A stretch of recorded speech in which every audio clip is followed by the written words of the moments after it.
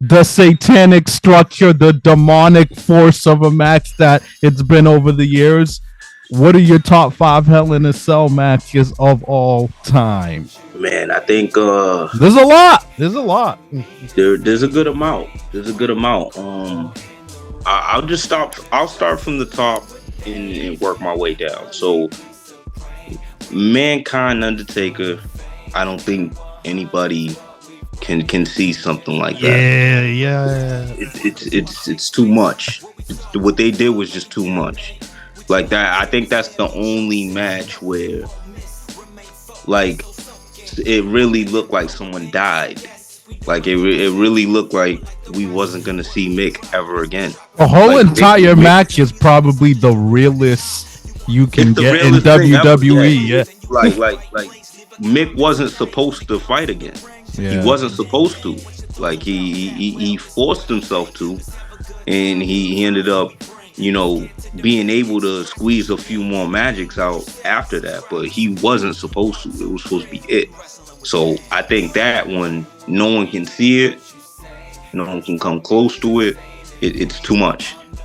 Number two, I think I gotta go with the 6-pack Hell in a Cell with Stone Cold, Rock, Austin, Triple H, Rikishi, Undertaker. I think that's the most star-studded thing we've ever seen. That was the craziest thing ever. It was the most star-studded I think we've ever seen something. A lot of people kind of call out Rikishi and say he was misplaced. I agree. They could have probably substituted him with somebody, but it was still lit.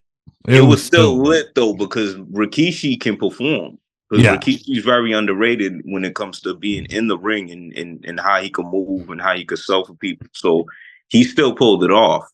Number three, I think I gotta go with Undertaker Shawn, because that was also a 5-star match, and Bad Blood '97. Yeah, that was the birth of Kane. Yeah. So we got to slide that in there, because that debut of Kane is it's arguably the greatest debut we've ever seen. It is. Ever really seen and ever been put together. Him ripping off the door and just breaking in there and putting some threat on Undertaker. That was magic. Number 4, I think I gotta go Cactus and Triple H. Okay. Cactus and Triple H. I think that was the perfect of, sculpting Triple H to what he is. Has that ruthless, cunning, sadistic, cheating son of a gun. That's what really birthed that. That's what really put that all in one, because we noticed JR started talking about him different after that. We noticed King started talking about him different after that. We noticed that he was more of a threat, always winning the title after that.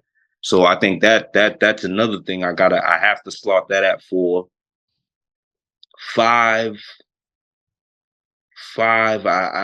I battled with Lesnar and Taker, but I think I'm gonna go End of an Era. End of an Era, when they all walked away, hugging each other. Yeah, that was pretty much Taker versus Triple H. WrestleMania 28 as the referee. Yeah, because I think that was the last Attitude Era-ish type of thing we've ever got. From the guys of that time. Yeah, that was. So I think I got to slot that at my 5. Damn, that's a hell of a list. It's funny, you got like 4 of what I got, but in different sections and orders. But you got 4 of what I used, but that just shows you how impactful they are. Number 5, I got this will shock some people, but if you go back and watch like the real life implications of him having a real injury in the story they told with how Seth Rollins was targeting that real injury and how invested the audience were in how much they actually used a lot of weapons and toys in the modern day. I gotta give some love to Seth Rollins and Cody Rhodes when they did that, where Cody really tore his pec. chest is all black and blue. I thought they told a phenomenal story. Like in the way, like I said, Seth was really targeting that chest and getting physical with it, even with a legitimate injury. I just think the heart that Cody Rhodes showed in the ring generalship that Seth was able to show by hurting him, but not aggravating that injury anymore. I just think they deserve some love. I thought they told a great story with Seth Rollins mocking him with the polka dot, the dusty polka dot. I thought they just had a good presentation in that. Number 4, I got what you got, but different order. WrestleMania 28, Triple H versus The Undertaker. Shawn Michaels, the special guest referee. I thought that was just so impactful because Shawn Michaels has history with both men. He was torn. He enhanced that match as much as they did by being the guest referee. Honestly, one of the best guest referees and one of the best Hell in a Cell matches ever. If you ask me, I thought Shawn added so much, hit both men. I got that locked into 4. Number 3, the top 3 was tough, man. The top 3 was tough. Number 3, I got Bad Blood 97. It speaks for itself. The debut of Kane. It shocked everybody in the world. Shawn Michaels and The Undertaker bought the brutality and you know, everything was physical. Everything landed well. Damn, the top 2. This is where it got. I really think you could swap either one of them. And honestly, I was gonna roll with Mankind versus The Undertaker at King of the Ring 98. But I have to give the edge to the Armageddon Hell in a Cell as number 1, and I give Mankind and Undertaker number 2. No way. So we got the same top 2, but different orders. Only because we never seen that much star power. The star power gives it a little bit more. But if you're talking pure brutality and what made the Hell in a Cell famous, you got to give it to Mankind and Undertaker. But there was so much more because there was 6 stars in there. There was so much more dimensions. I give it a little bit more. But I think you could flip them, honestly. You could really flip them.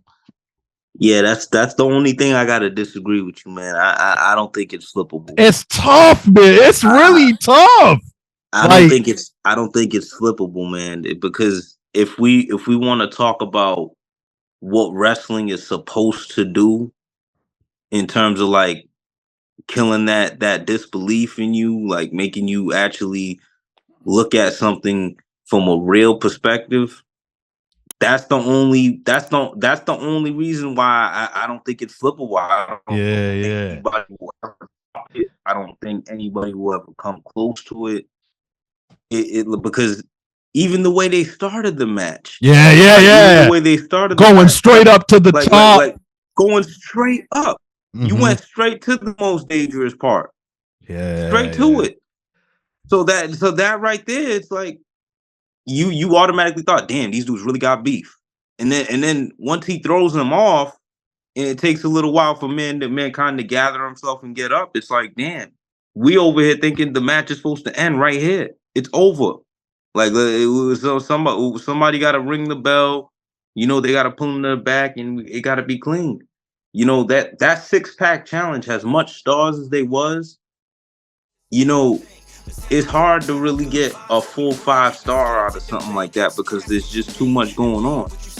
I hear that. What one-on-ones are kind of little. It's easier. Yeah, it's a little cleaner. It's straightforward. But man, I just think those 6 guys.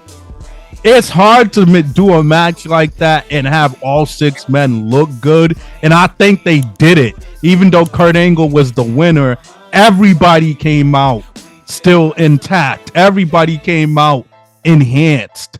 But listen, I'm not even gonna debate you, dog. Undertaker versus Mankind is something. It's something special. It will never be done again. It really won't.